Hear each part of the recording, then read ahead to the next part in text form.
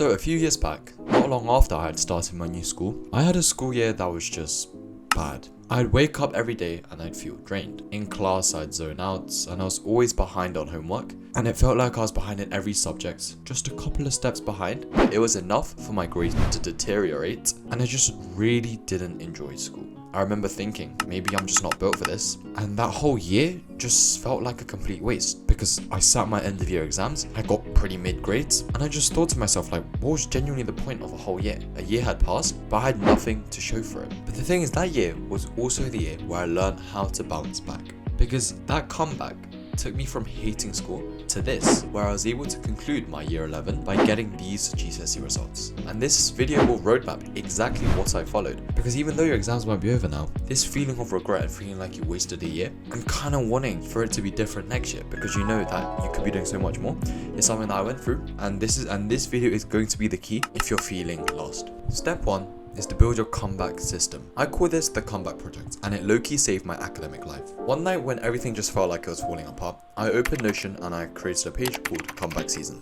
And here's what I put inside it: my current grades versus my target grades, the subjects I was weakest at, a checklist of all the topics that I didn't understand, a tracker for daily progress, and at the top, it was simply, this is the year I proved myself wrong. And I know it sounds simple, but just by having that one system, the digital battle station, laying out all of the things that I knew onto a physical place, gave me something to show up every day too. It's like building your own game map, right? Each topic is kind of like a boss, and each study session is kind of like an XP. And suddenly you're not just surviving, you're on a mission. And that's how it was like for me. It gave me structure and direction, and most importantly, hope. Because even when I didn't feel like studying, just opening that page reminded me specifically what I needed to do, where my weaknesses were, and it reminded me that I was building something, so don't give up now. If you do nothing else from this video, is to just build your comeback system today, because it's that one step when you get that ball rolling that's going to get you on the correct path into starting a fresh chapter. And the second thing I did is I learned how to learn. When I was failing, I was actually studying more than ever, which is quite ironic if you think about it, because I was studying so much, but nothing actually stuck. I'd read the textbook, highlight items, and things that I all thought were useful things to do, but still forget everything, because it turns out the method was actually the problem. It's when I found out about active recall, the learning pyramid, everything shifted. You actually don't learn by reading, you learn by retrieving, by doing. In a study from the Purdue University, students who use active recall practice remembered up to 50% more than students who just reread notes. No extra time, just better technique. And I remember for me, it was actually one TED Talk, one YouTube video that flicked the switch for me, and it made that difference. So for your next year, it might be worth it for you over the summer to just learn how to learn like I did.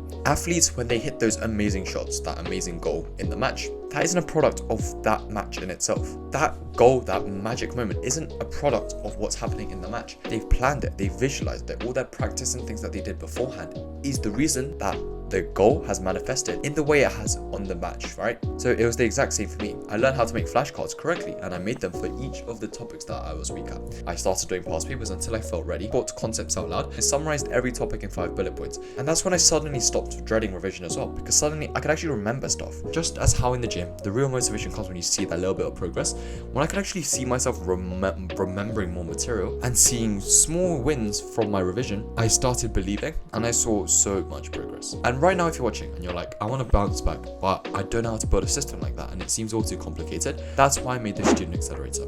It's everything I wish I had during my lowest point in my student career. Within it, I go through my full study method, live calls every week, real accountability, and a community of students who are all building their own comebacks. You don't need to figure this out alone. Check out the first link in the description, and let's build that next version of you together. And the third step is I let go of perfectionism. One of the reasons I stayed stuck for so long at the point that I was at was because I thought I had to fix everything at once. I'll start on Monday.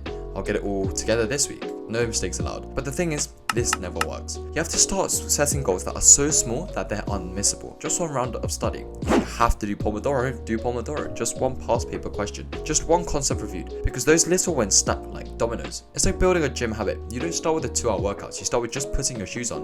And once you're out the door, the rest actually just follows. When you lower the bar, you actually start showing up. And that's the momentum that carries you and spirals you into the person that you want to be. And that's the reason I'm here now. All of those small things added up and became momentum. Fourth thing I did was I used pain as fuel. That year really hurt. Seeing my grades, feeling behind, just the feeling of regret and wasting an entire year while watching others succeed was really, really tough. But I didn't bury that pain. I made sure to channel that into the correct areas that I mentioned, but also by telling myself that you already know what it's like to regret not trying. And so let's just find out what happens if you go all in. That fire became fuel, and I stopped waiting for motivation, and I stopped comparing, and I just got to work quietly, daily, and obsessively. So if this last year was a mess, just let it be. Let it be the year that you woke up, that taught you, that made you hungry. You now know what to do, you have the system, and I can smell the grades that you're going to get next year. Write in the comments about what you took away from this video to lock that knowledge in. And as always, I'll see you in the next video. And make sure to check out the first link as well.